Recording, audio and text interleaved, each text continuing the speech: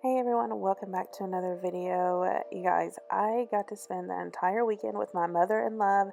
She is the owner and artist at Graham's Greatest Creations, so I'll leave her link below. Please go follow her over on Facebook. She makes some amazing, wonderful things as well. But not only did we work on projects for a market coming up this weekend, and I learned a bunch of new tools, we also went thrift shopping along with this store right here that was pretty awesome. It was like a thrift store for contractors. So it was really fun. She taught me how to make this lantern pumpkin box that she'll be selling at the market and soon to be on a website. So please give her a follow down below and make sure you subscribe to my channel for more fun high-end DIYs. One of the pieces I got were some of these cabinet fronts, and they turned out beautiful. So what we're going to do is start with some weathered wood and just give it one base coat. And I'm not being too picky about how I'm going around these pieces. I'm actually thicker in some spots. I'm letting some of the natural wood show through, and it is a slick surface. That's why it's a little streaky. But I am using the DIY paint, which has amazing coverage anyway. And I'm going to let those dry, and then we're going to go in with Blue Iris. I don't think I've used this color very much, but I was excited to, and I'm also going to kind of do crosshatch patterns and just go all over it, and we're going to get a distressed look without sanding. Yes, you heard me, without sanding, and it turned out absolutely beautiful for the background. I am so excited to use these Sprigs stamps from IOD and see how that background turned out. I let some of the gray show through, and I let the blue, and I layered a little bit in between as well. I'm using the white Decor ink, and I am just going to carefully put these in the center of each one of these cabinet fronts. Then once the ink is completely dry, I'm going to give this an entire coat of clear wax and wipe back any excess wax that I possibly have on my piece.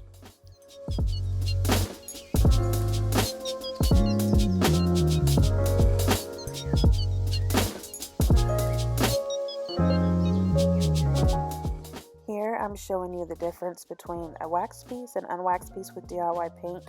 The clear wax just brings this piece back to life even more, and it's closer to the color in the jar. So let's remember what we started with and how these turned out. These are amazing, and I cannot wait to take them to the market and then make some more for my website with something very similar.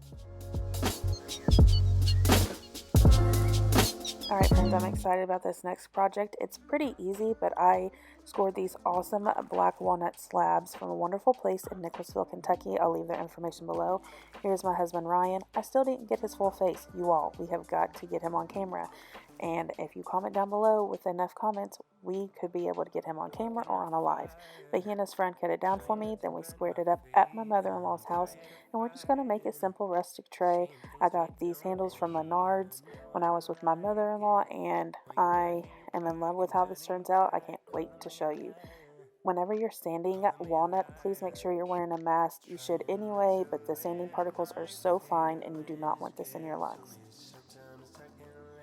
In order to be as even as possible, we use the tape method, so we just place the tape over the size of the piece, and then he drills where we poke the holes through, and he'll put the handles on for me before I go in with the amazing sweet Pickins hemp oil.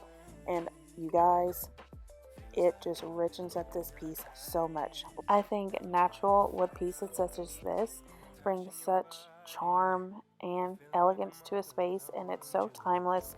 Let me know what you think of natural wood pieces down below. And don't get me wrong, I paint a lot of wood pieces, but something this beautiful with the way this grayness, I had to leave it as is, and it just brings a lot of rustic charm to a space.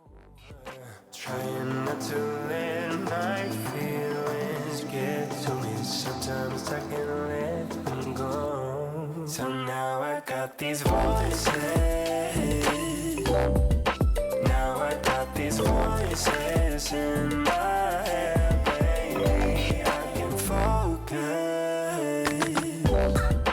Feels like I've been hypnotized. I'm terrified of.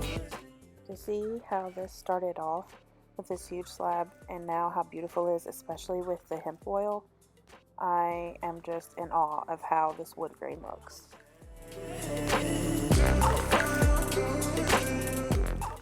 So we also cut some little houses and some larger ones whenever I was up there. We cut these at 45-degree angles. I will show you all some more work on a saw later on when I get more comfortable with it because I'm still learning. But I went ahead and sanded it down with 220 grit sandpaper because I wanted to round the edges just a little bit to make it look warm before we go in with the paint. So for the middle size, I am going to use white Swan and give that a couple of coats. And then I'm going to go in with Aviary for the largest one because it is my favorite DIY paint color. If you are new here, make sure you subscribe and you'll learn a lot of things about me, including that my favorite color is green. And then I went in with weathered wood for the little bitty one, which I absolutely love. These are so cute. I want to make so many more houses for my website, so you're not going to miss out. So make sure that you check out the website here in the next week or two after this market so you can see all the new things that I've added. I just gave it a light sanding with 220 grit sandpaper and just really roughened up those edges because I wanted this to look distressed and worn and vintage and rustic.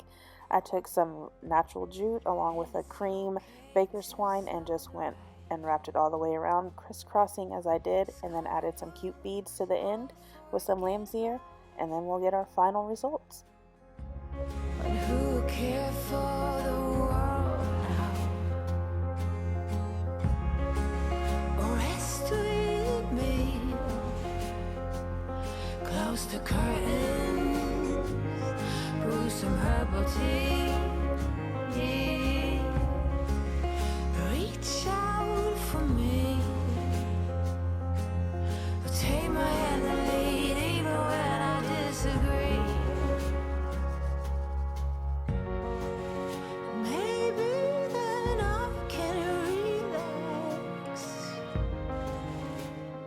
I decided to switch over to the right side for whatever reason, but also I wrapped tape around the end of my twine to thread my beads.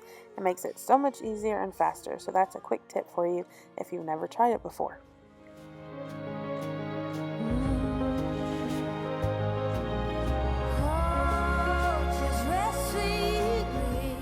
Now remember how plain these were, and now look how beautiful they are. I am in love with these as well, and I can't help it, I'm in love with all the projects, but that's just because I'm doing it in my style. And remember to stick to your style and to stay true to yourself and to be kind to yourself and love yourself as well and stay positive. Don't forget to hit that subscribe button and ring the notification bell. We're on the road to 1,000, y'all, and I'd love for you to be a part of the family. I upload every week, so don't miss out, and I'll see you next time. Bye. Some